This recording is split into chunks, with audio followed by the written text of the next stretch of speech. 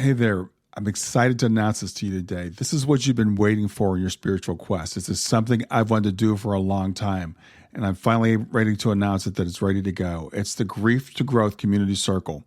Now, this is a sanctuary where like-minded souls are united in their journey through grief and towards personal transformation. It's more than just a place. It's a beginning. It's a commitment to growth and understanding. Here you're finding not just a community, but you're entering a circle of trust and depth. You're going to engage with interactive coursework. You'll dive into exclusive podcast episodes and partake in discussions that illuminate the path from mourning to empowerment. This is a realm where every question is honored and every individual's journey is validated. To be part of this exclusive circle, visit us at grieftogrowth.com/community or look for the chat icon at the bottom of every page on the main website. Remember that entry is a privilege because I want to ensure that every member is as dedicated and genuine as you are. You must apply to join, but the journey within is worth every step. So go ahead and join us today. Check it out, grieftogrowth.com/community, and I look forward to seeing you there. Hi there. Welcome to Grief to Growth podcast. Your host is Brian Smith, spiritual seeker, best-selling author, grief survivor, and life coach. Brian believes that the worst tragedies of life provide the greatest opportunity for growth. Brian says he was planted, not buried, and he is here to help you grow where you've been planted by the difficulties in life. In each episode, Brian and his guests will share what has helped them to survive and thrive. It is his sincere hope this episode helps you today.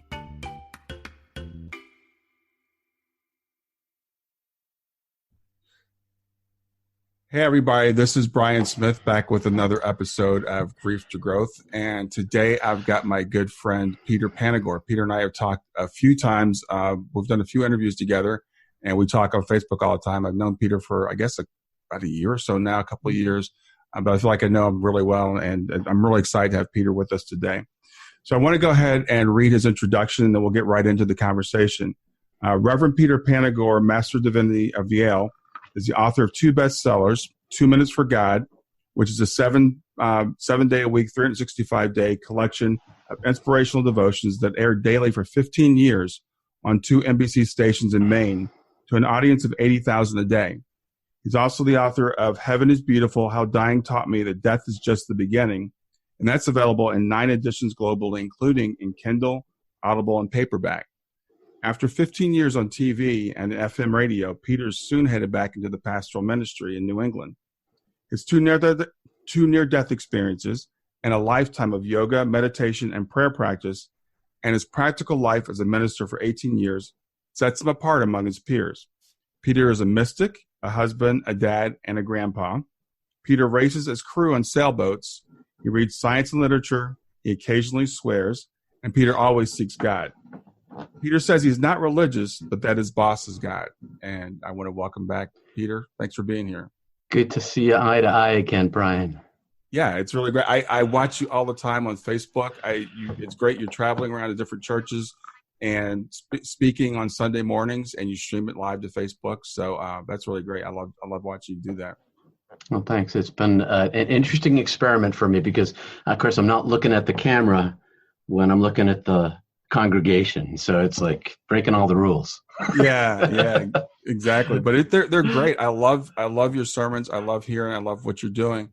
You and I have talked several times. I'm familiar with your near-death experiences, but my audience might not be. So if you could share with me, what it is, your near-death experiences, how they impacted your life. I'll start before just to give a context because we started with religion. Yeah. So I was raised Roman Catholic and Greek Orthodox. Went to Catholic high school. I had a charismatic Christian experience. I was in a prayer group. And so I was a pretty serious, faithful person. And then I went off to Montana to go to school for a year as an exchange student. And I ended up a backpacker, mountaineer, ski patrol, first responder, outdoor guy. So I had this opportunity to go ice climbing and snow caving in Alberta and British Columbia during spring break. And so I went and I had a great few days snow caving out in the wilderness and skiing in the backcountry. And then we went ice climbing. And for your audience's sake, I'll make it as short as possible. So I made a mistake in the climb I decided to use an axe and a hammer. It was my first ice climb. I'd been rock climbing quite a bit. But my mistake with the hammer was that you couldn't ever let go of the hammer. You're supposed to have two ice axes. If anybody sees a video on it, you'll know what I'm talking about, two ice axes. Well, the ice axe I was using on my left hand was the right length, and the one on my right was too short. Long story short, it slowed our climb down significantly, and we got to the top of the climb by about sunset. And all the other teams had already descended. It wasn't a very high climb, 500-600 feet, right off the highway, Ice Fields Parkway and Banff Provincial Park. And so, but it's an isolated place. The sun went down, the temperature rose. What am I saying? I got to calm down for a second. I'm a little nervous. I don't know. Okay, hold on. Yeah, so the temperature fell, of course, because it's March in Canada, and it dropped about 30 degrees, and hypothermia set in pretty immediately. And we hauled up the rope. It became a big, huge knot. And hypothermia is a killer. And being a first responder, I knew the situation that we were in, and so did my partner, Tim. And long story short, we got to the last rappel by driving ourselves through the night across the traversing and rappelling and traversing and rappelling. And we finally got to the last pitch, and we're about 150 feet up, but it was somewhere before dawn. My feet were frozen like blocks of ice. My hands were frostbitten, my face frostbitten, not third degree. I still have my nose and cheeks, but I can't feel my big toe.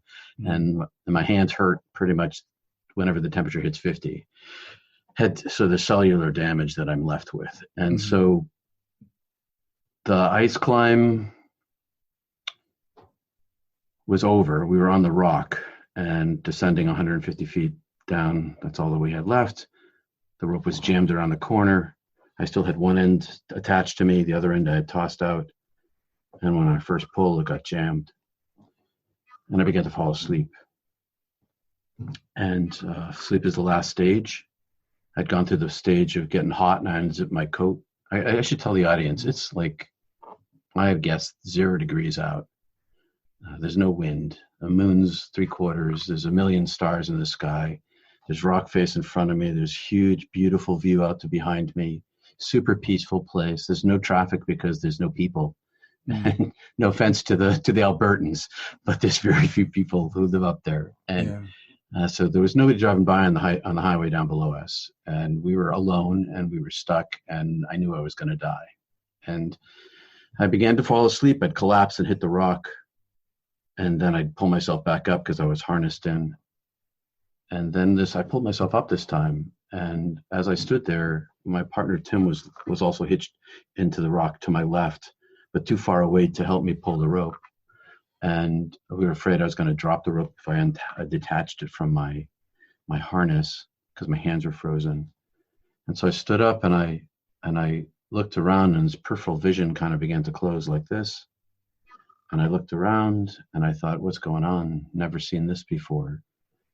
And I collapsed. And as I collapsed, like I had done a half a dozen times before when I fell asleep, I expected to hit the rock and wake back up again. Mm-hmm. But only this time when I collapsed, my mind didn't shut off like I fell asleep. My mind stayed active. And I never hit the rock. I just was why am I still awake? Mm-hmm. And my vision opened up so that I could see an eternal distance to the sides and in the far distance, but it was nothing like I'd ever seen before. And I wondered, what am I looking at? And way far in the distance, and I from now on I talk in metaphor because there's no physical structure to this. And so this intelligence, this spot of light, and when I say intelligence, I don't mean like the smartest guy you ever met, but I mean like the intelligence of all the smart people in the history of the world, all in one organization, came rushing toward me from this great distance and communicated to me directly, I'm taking you. And I put up all my resistance because I've been driving myself all night in this deep survival mode. I mean, this is serious. I left out all the serious stuff. This is serious life and death every single moment. Yeah. It was...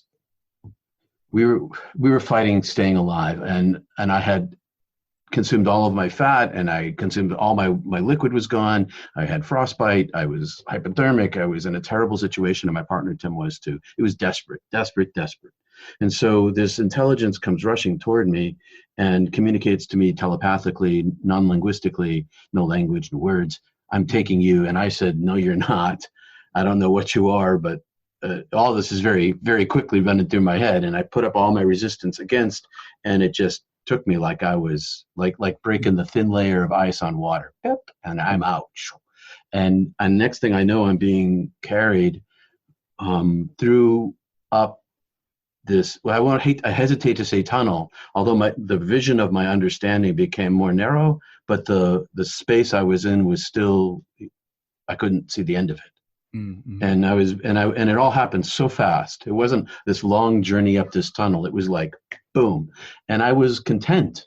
I wasn't scared. I was comforted.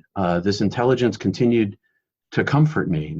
And then next thing I knew, I popped out into this eternal greater darkness of infinite illumination. It was these two things at once, and I could see in every direction all at once, and I was a little tiny, in comparison, orb of non-being. I had no corporeality. I was simply, all of my senses were all one thing, and my brain was one thing with that. Only I had no brain, and I had no eyeballs and no nose. I was simply all of myself contained in sort of a unit of like a big bubble, like a luminous bubble. But I was also 10,000 times bigger than Peter. And I was not frightened whatsoever. The first thing I remember thinking was, this is me. I'd forgotten that this is me. I was totally content with being this unified being. And in the midst of this greater darkness, all these things, and I talk about them in a timeline, but there's no timeline to this. Yeah. It is all time at once and no time at all. And a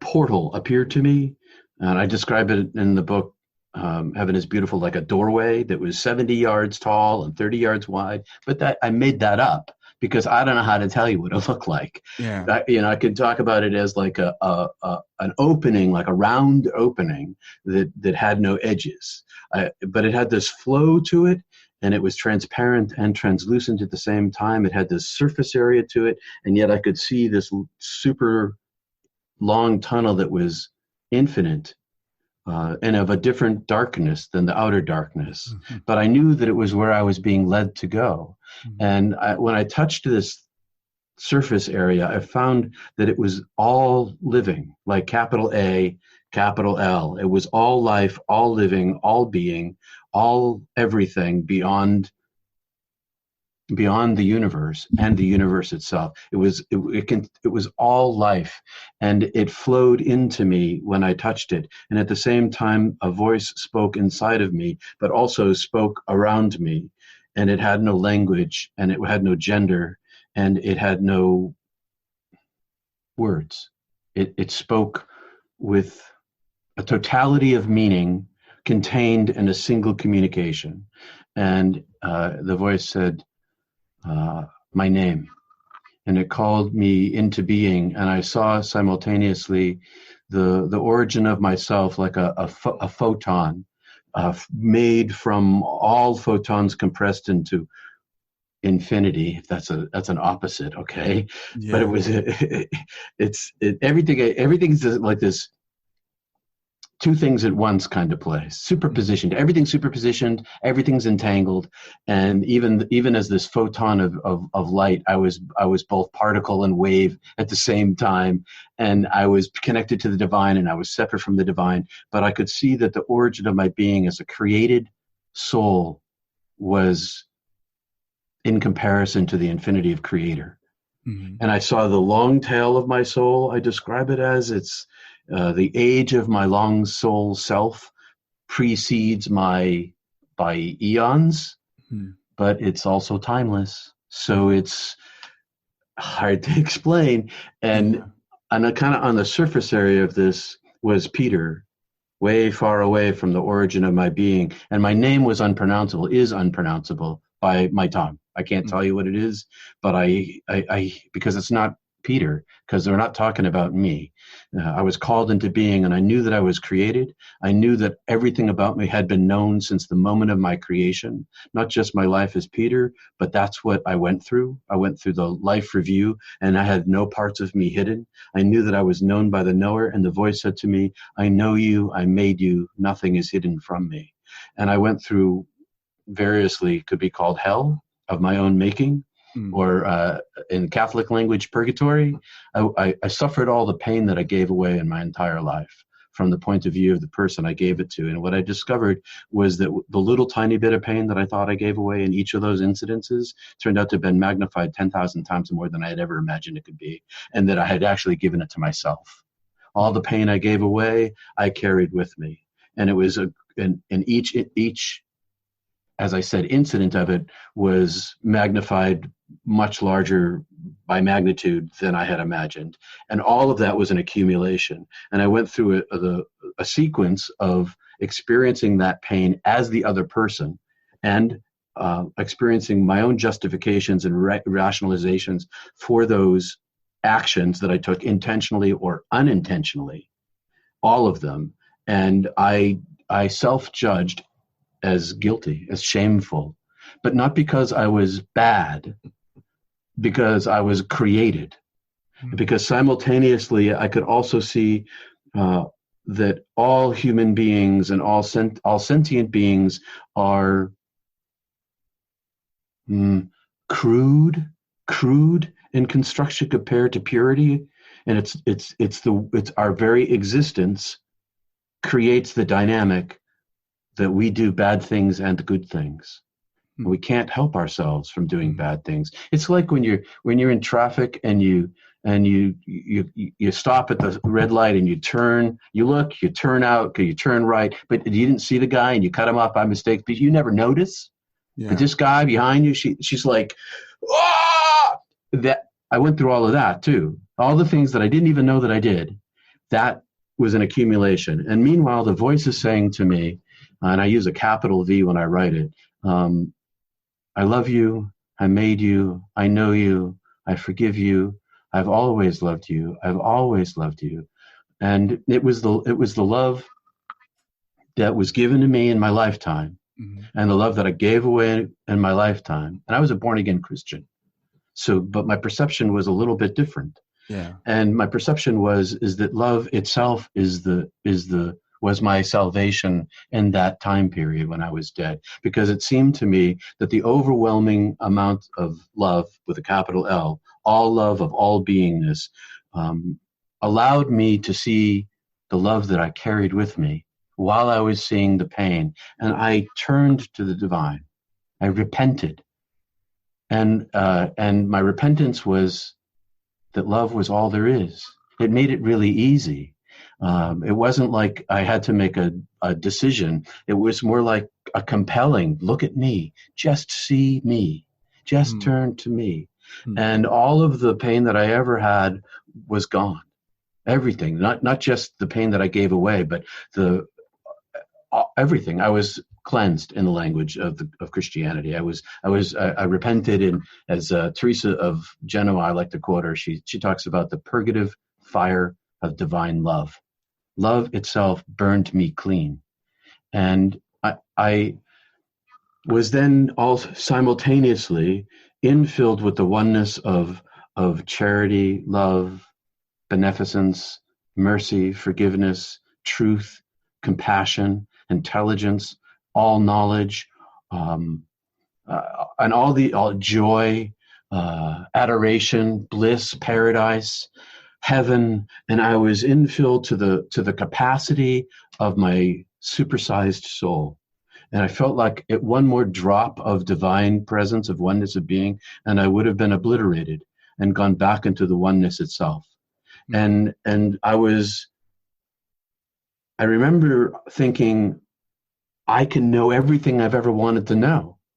And all my questions were asked all at once. and I knew all of the answers all at once. And I wouldn't be like, what's going to happen tomorrow kind of question, but Right. more like a question of what's the structure of all the universe from a molecular level to the expansion to the moment of creation and the edge of the Big Bang, that kind of thing. And I knew all of it. It's just like, boom, right inside me. And even that I knew was all limited. All of this oneness I experienced wasn't the totality of the eternal creator. I couldn't contain it if one more drop entered into me. And I said, with no language, "Am I dead?" And the voice said, "Yes, you're dead." And I said, "I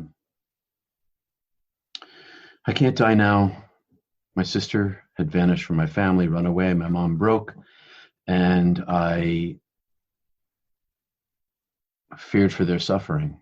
And then God took me and showed me all of Earth all at once, 7 billion people in the flash of a thought, and every single human being was covered with a veil. And I could see every individuated human being acting in their life. Some were sleeping, some were making love, some there was engaged in violence and mundane life. I could see everybody everywhere all at once. And the voice said to me, "In the way that I love you now," which was infinite, "I have always loved you and always will love you." And it's a love that's 1,000,000,000,000 times greater than the greatest love I've ever experienced on earth. I knew the truth of my being belonged to the divine love. I knew I was made of love, and I was beloved, and God was my beloved. And I knew that every single human being was beloved as well. They just couldn't see it beyond the veil. And the voice said to me, "All is well, all has been well, all will be well," which I found out later, Juliana Norwich, that was her big thing. And I'm, I contain these things of my experience in the language of others too. But the meaning was true, and I understood. I could see my parents' faces, and I could see their current suffering, and I knew that they would suffer greatly if they lost me too. And I said, I can't stay. And cutting the story down a little bit more, I asked to come home to hear. And God said, "Yes, you can go home." And I said, "Can I come back here to the oneness of being?" And God said, "Yes." And then I said, "Well, then I choose to live my life." And God said, "You won't live your life," and sent me back. Yeah. Wow. So that was your first near-death experience. Stay with us. We'll be right back. Hey there, something I want to tell you about today. My podcast platform, Buzzsprout, has recently made it easier for me to allow you to support me financially. Go to www.grieftogrowth.com/subscribe. That's grief2growth.com/subscribe. And once you're there, you can sign up to support me financially. Now, you can do it for as little as $3 a month, or of course, as much as you like. If you do that, you'll get access to bonus episodes, and you'll see those in the regular feed. They'll have a lock on them.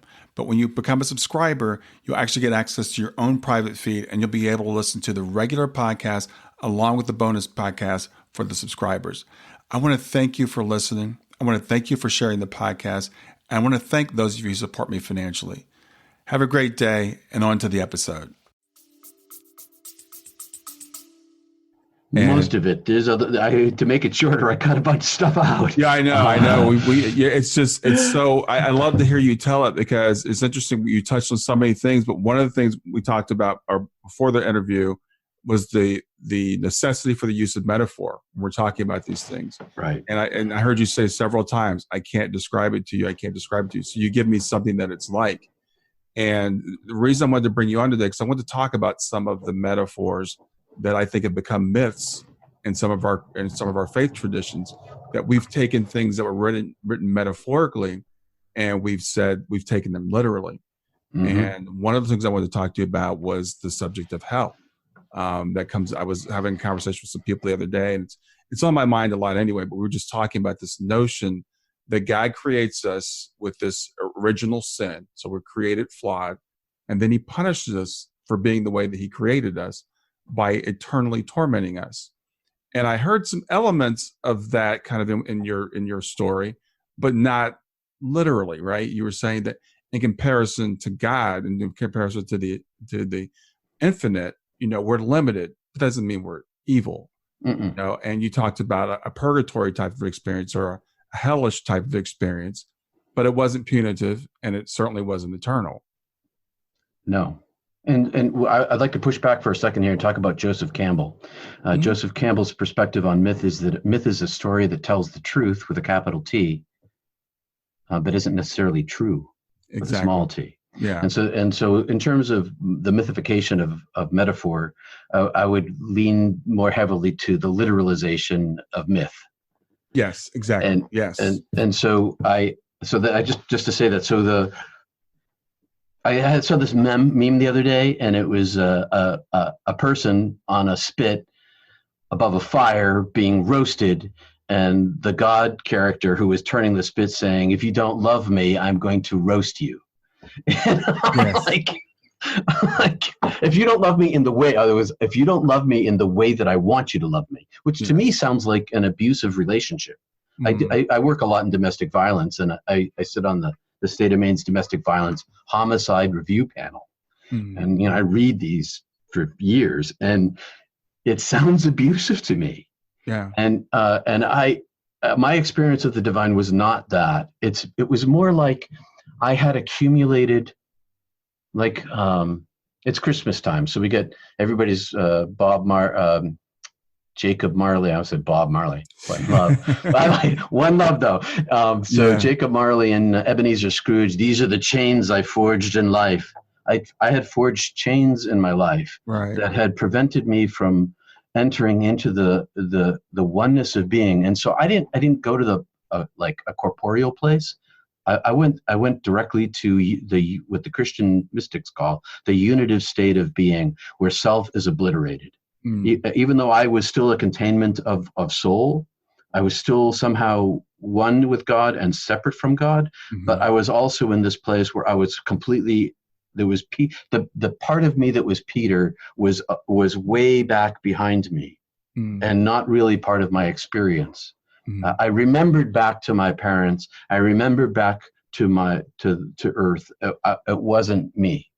Okay. So, but yeah, in terms of hell, I saw that love is all there is. I saw that every single human being is created in love, and not just human beings, but all sentient beings, and not just earthly human beings and earthly sentient beings, but beings everywhere.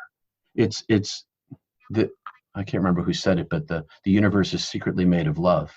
And as for the why is there suffering? The Four Noble Truths of Buddha. The first is life is suffering. We all know that is true, but we also know and that I tie to the sinness of being.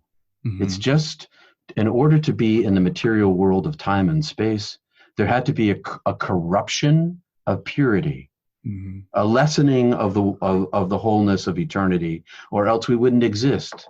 If this was only pureness of being, it wouldn't be earth or the universe, it would be heaven. But it wasn't a negative thing, as you said, Brian. It was a fact of existence. It's like, the science, great thing about science is that you don't have to believe in it. It either is or it isn't. And in this, it's kind of like this was for me. It's just the way it is.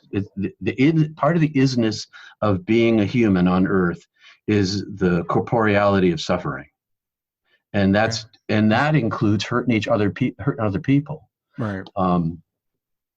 So, is there a hell? Was I in eternal hell? Well, I didn't have any concept of time, so it felt like maybe for me it was eternity, but maybe it wasn't. Maybe it was just this that fast. I really don't know, and I know from reading other near-death experiencers that they don't go through that. But I also know that I'm beginning to think, it's a better way to put it, that there are different kinds of near-death experiences. Yeah. And the one that I had was an extreme. And I had wrong language that happened to me. Yeah. Yeah. Well, I think my opinion after talking to several near-death experiences is they're highly individualized, highly customized experiences. So we can't take any one of them and make it universal, even though there are some universal elements to them that kind of run through a lot of them. And where you go when you have a near-death experience is not necessarily where you go when you die.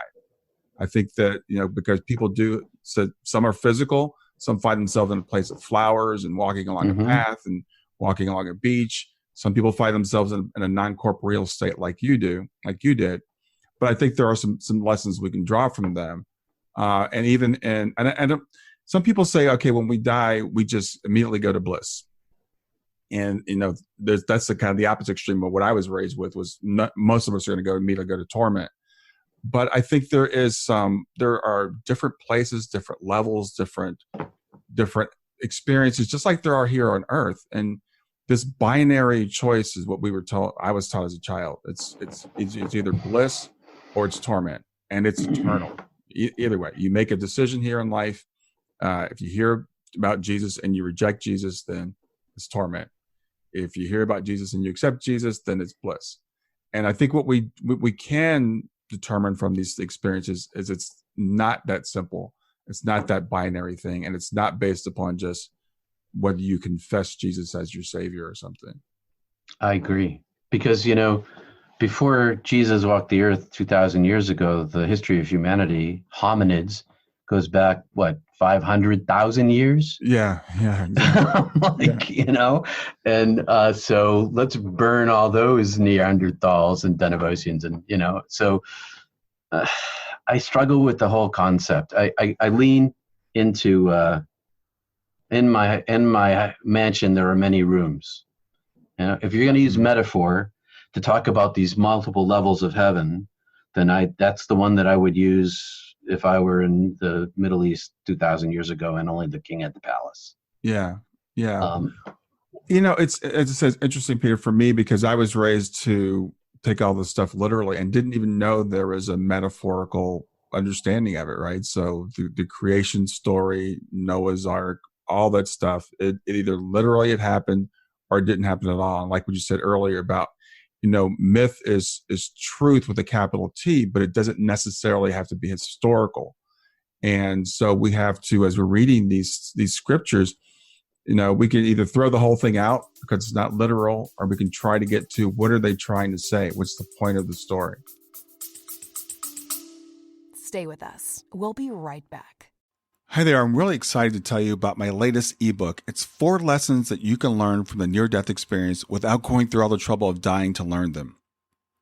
I've been studying NDEs for several years now. I am completely convinced that not only are they 100% real, but that there's some very universal wisdom that we can get from the near-death experience.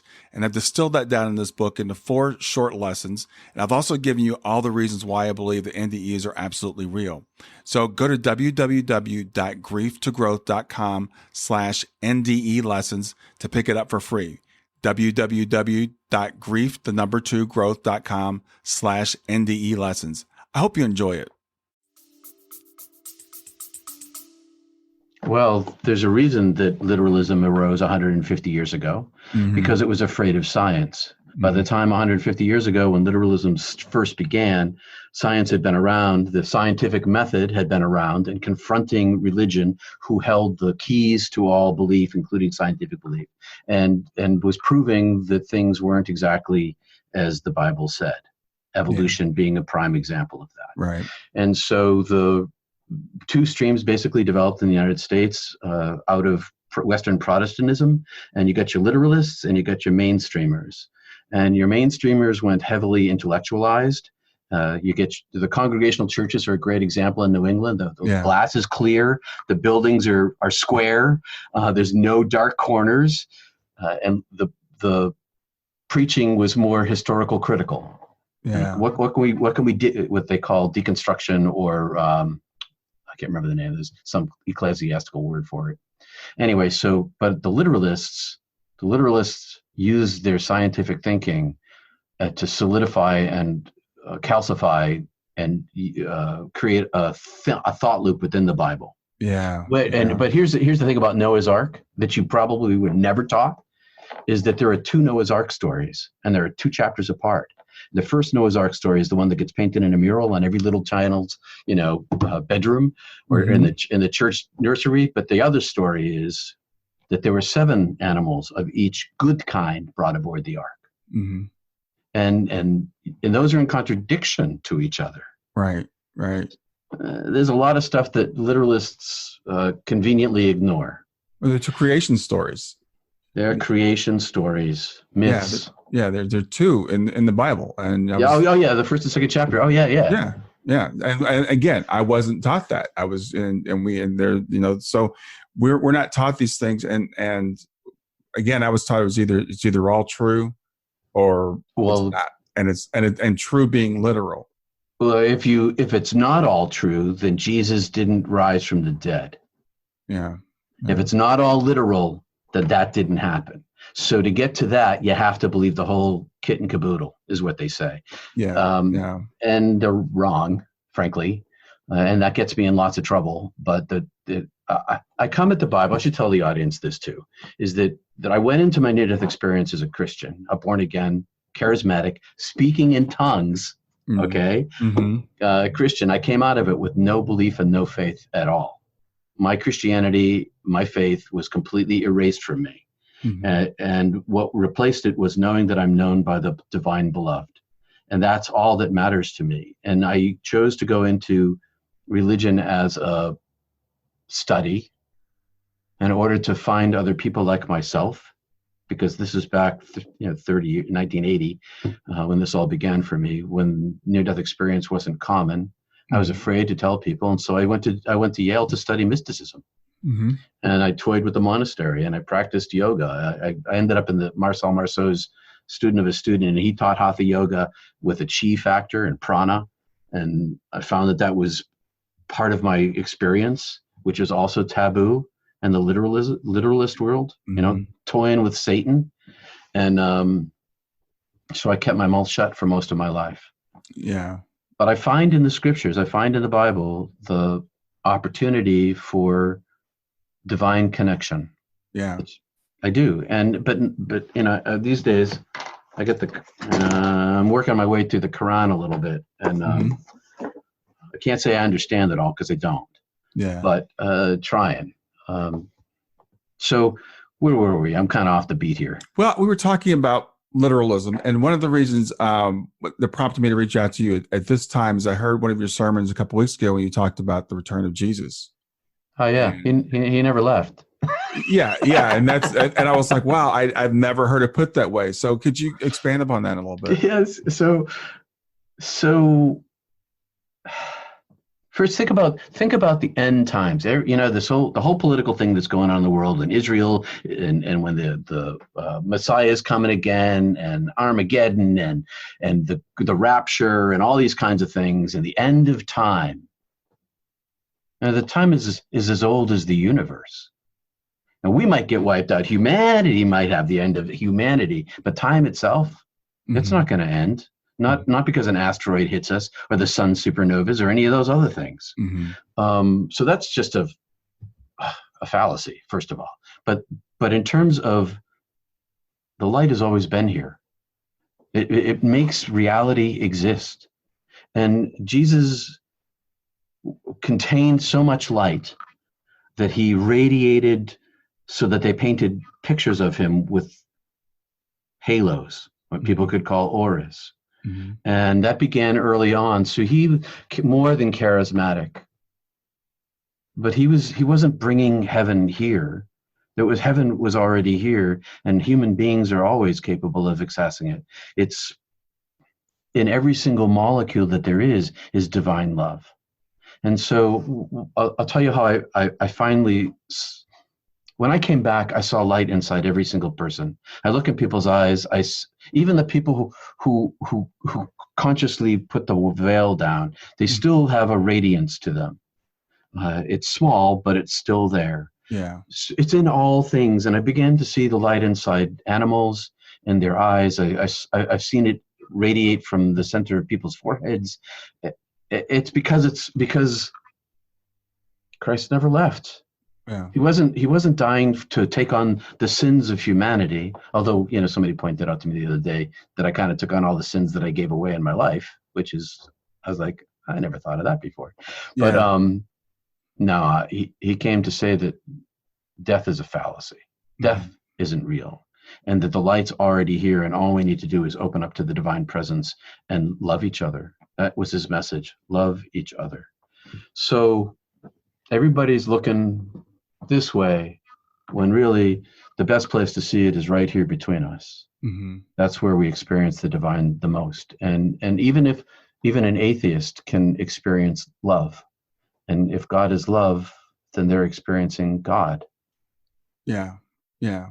Well, that's, we go back to the thing about what is God or who is God. So, again, my background, Sunday school, God's this big old guy sitting on a throne with a long beard who's judging everybody. Oh, he's white too. Don't forget that. Yeah. Obviously he's white. But yeah, he's this big judgmental person that created us and judges us and says he loves us. But if you don't love me the way that I love you, then I'm going to burn you forever. And I'm actually writing a long thing about hell, and I was reviewing Calvinism again, the whole 5 points, tulip, right? So that God, not only is he saying, repent or burn, he's saying, I'm not even giving you a choice. It's not even up to you. Right. I elect who I'm going to save, and it's irresistible. So it's just the things that we have come to believe, and the things that we put onto this God that we've created. I hate to say it, but this is a God that we've created. It's horrible. It's horrifying to believe that God is like that, and it's crushing to our souls to believe that we are the way that we're taught, that we are evil, that God can't even stand to be in our presence. So as I came out of that and started talking to people who had near-death experiences and find out totally different image of who or what God is and who or what we are, and even in the not so pleasant near-death experiences, which do happen, right? Not everybody just goes right to bliss. Howard Storm had a very unpleasant experience, but eventually, you come to a point where you do find the divine and love. And everyone I've heard someone talk about it, it's never this eternal, and it's not punitive. It's not, I'm getting back at you for what you've done, and because I'm an infinite God, you deserve infinite punishment. Yeah, it wasn't, what I experienced wasn't punitive. It was clarifying. Yeah. It's sort of like when I make ghee, and I get butter on the stove and I'm making ghee and I'm skimming off the cream, it was a purification process, and it was for my own benefit. Yeah. It certainly wasn't punitive. The voice was saying, I love you. I love you. I love you. I think that humanity's, a lot of the fundamentalist churches are growing these days because they have all the answers. They create parameters where people can feel comfortable knowing who's in and who's out and what the rules are. And human beings are sort of like that. Yeah. There's a lot more ambiguity and room for fudging if literalism is not true. And that makes people uncomfortable. People like the rules. And that's okay, if the divine is reaching into their lives and they're staying moral, the serial abuser stops abusing because of his literalist belief. Well, thank God for that, Not that I believe that happens very often, okay? Because but punitive God was not my experience, and it's left me with one of the things that I brought back. Lots of near-death experiencers bring back, whether they're walking in the meadow with the flowers and the butterflies, or going to the unitist state of non-being, is love. It's the message is the same that Jesus was bringing: love thy neighbor as thyself, love God above all things. You can't get more simple than that. And the rest of it is, what's the word? The rest of it is details. Yeah. Yeah, well, it's interesting because I've talked to a lot of near-death experiencers, and whether they're atheists before they have the experience or they're Christian or wherever they are, they come back and I was listening to, I think it was Trisha Barker the other day was saying that it's just all love. I mean, it's such a simple message. It's all love. It's all about love. That's the only thing that we take with us when we leave this place. That's the only thing that really, that's what God is. That's what we are, as we're made out of. And there's this fear, I guess, from the church that if we don't have the the stick, right? That's the carrot. But if we don't have the stick, if we don't have the punishment and the hell and the original sin and all that stuff, then people are just going to say, hey, I'll just do whatever. I will just, it doesn't matter what I do because I'm going to be okay. Well, there's a very low view of humanity. It is, but humanity is essentially mean. I mean, we're constantly spending 2/3 of our national income on weaponry and war, and that's just us. Yeah. And everybody else is doing, and there's wars all over the world, and people. Well, there's an argument to be made for the imposition of morality, for the capacity for humanity to hurt itself is huge. And so if we and I'm not arguing in favor of the stick, okay? I'm just saying that it has served a purpose in keeping us from being super mean to each other. But it's not the solution, okay? That's part of the veil. The real solution to the problem isn't the imposition of morality with fear, it's love. There's this, it's built into us to love each other. And the larger our capacity for love, the larger our capacity to forgive our enemies. And we hope that they are on the same path as well. And one of the, go ahead, Brian. I was going to say, don't you think one of the big reasons, though, that we're so mean is because of fear? Oh, yeah. Well, that's what I'm saying. Yeah, because we don't understand who we are. We don't understand who our neighbor is. If we knew who we truly were, that we are eternal beings, that we're eternally loved, that we're all basically one, we're so tribal. We're so scared of everybody else. And if we could get that message that we are all one, essentially, and I'll just start taking care of each other, even in this physical place, that we could change the world. Yes, 100%. Yes, and I think that the language that I use, the language that Tricia uses, is only a representation of the thing itself. Because when I'm in the presence of Tricia, or we're talking over Zoom, and she's not the only one. This happens regularly with people who've died and come back, and many people who haven't. There's with me, and they do with other people. There's this connection of I feel like there's a tube running from my heart chakra into your heart chakra, and there's a divine experience that's, and I hear his metaphor again, quantum, because it's fine. I find that I'm entangled with these people, and I'm entangled with their love and their light. And so the language that we use to communicate, that we talk about it, is only a representation of that. And that thing itself that's inexplicable, that passes between people, and can happen when you and your lover orgasm and you meld together. And the two become one, it talks about in Genesis. When you become a one spirit with another person, then you see their utter divine being. Right. And that's, but the problem is that we're all built with this veil. Yeah.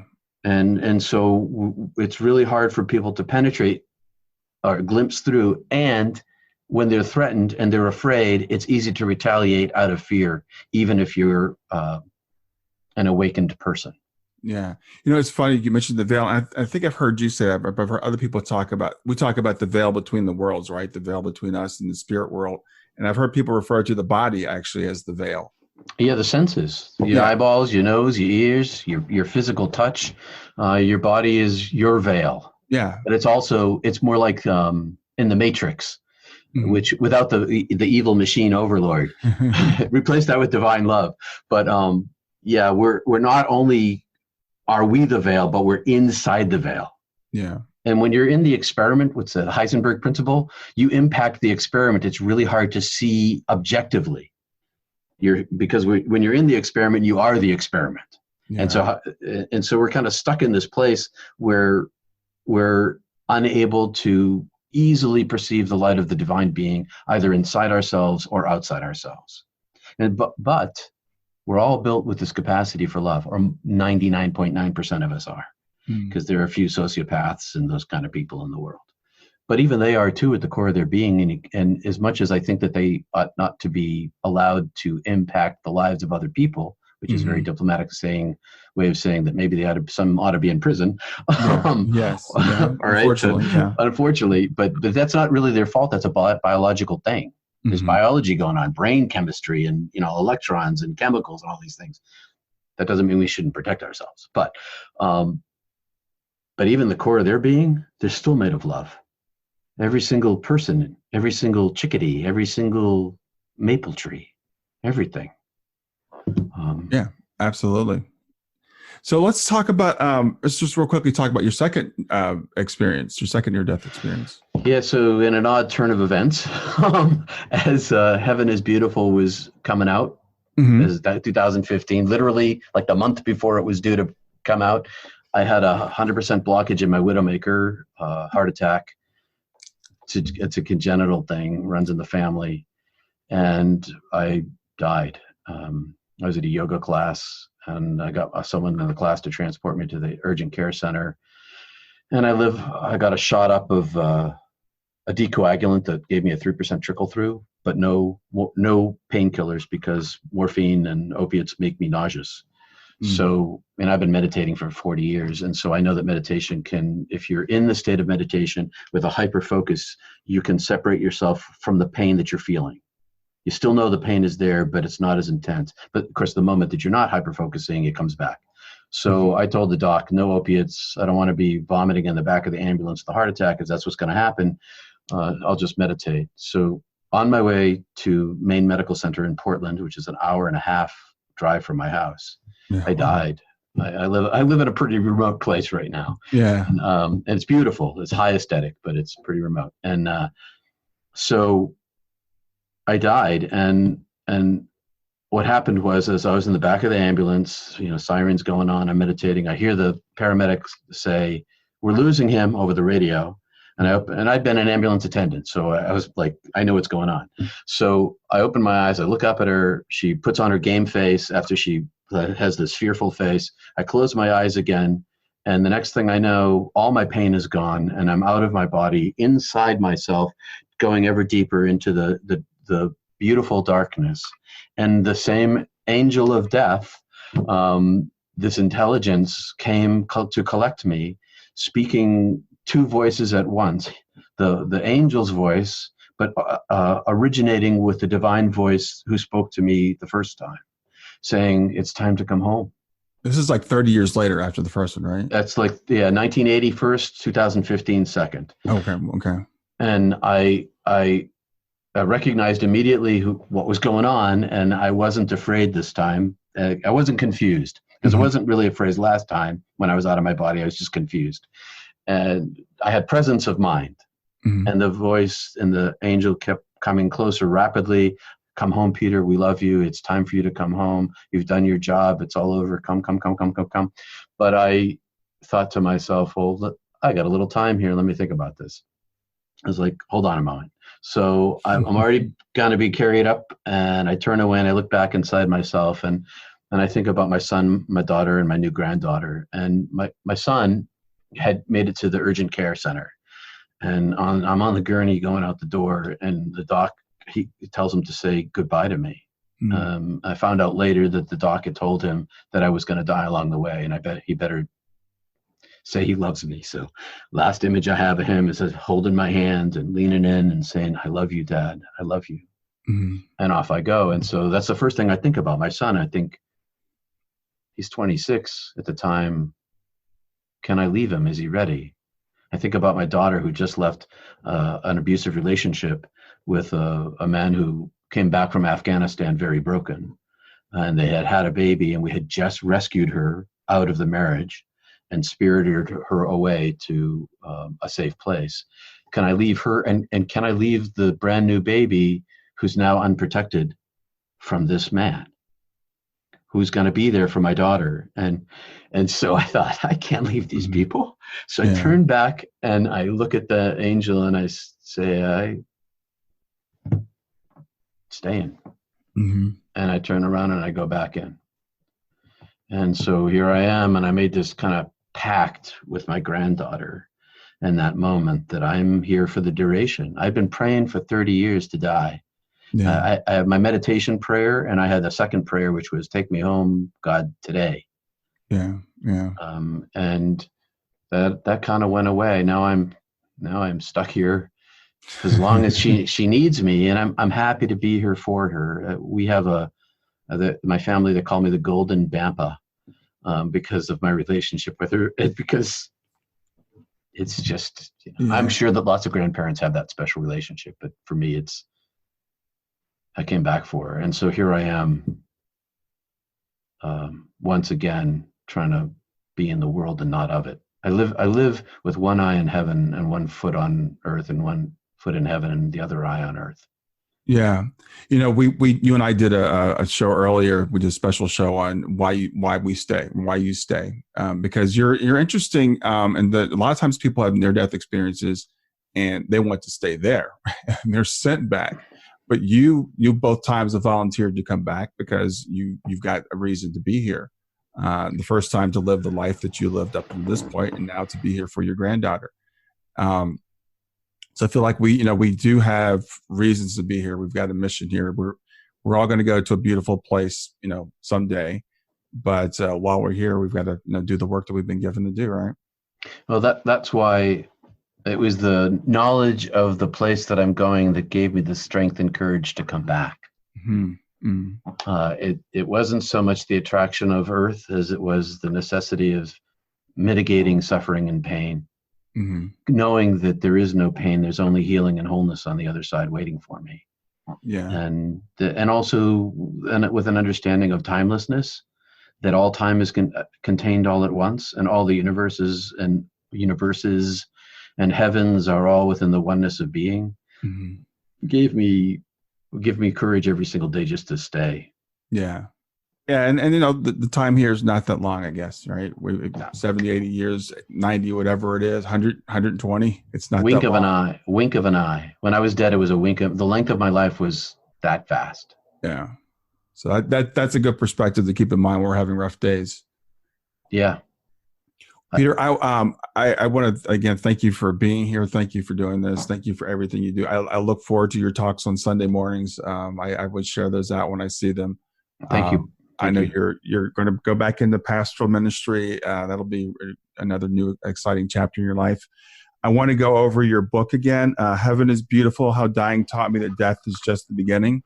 And that's available on Kindle, Audible, paperback, every way possible. You can find Peter at www.peterpanagore.love, and that's Panagore. And I love the .love domain. I don't normally like those vanity domains, but I love that one for you. Thanks. So, Peter, thanks for being here. Anything you want to say to wrap up? Thank you, Brian. It's really good to see your face again and have a chance to talk to you directly and look into your eyes.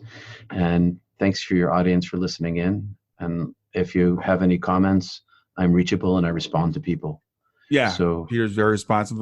Peter's also on Facebook, and because you can find him through his website. Yep. Instagram, YouTube, all those places. Everything. All right, cool. All right, Peter, well, you have a great rest of your day. You too, brother. Peace. Talk to you later. Thanks for listening to Grief to Growth. Brian hopes that you find this episode helpful and will come back for future episodes. Brian's best-selling book, Grief to Growth, Planted Not Buried, is a great resource for anyone who is coping with grief or knows someone who is. If you enjoy the podcast and would like to support it, there are 3 things you can do to help. The first is to share the podcast with someone that you think it will help. The second is to go to iTunes, rate, and review the episode. The third way you can support the podcast is by becoming a patron. Head over to www.patreon.com/grief2growth. That's patreon.com/grief, the number 2, growth, and sign up to make a small monthly donation. Patrons get access to exclusive bonus content and knowledge that you are helping to spread the message of grief to growth.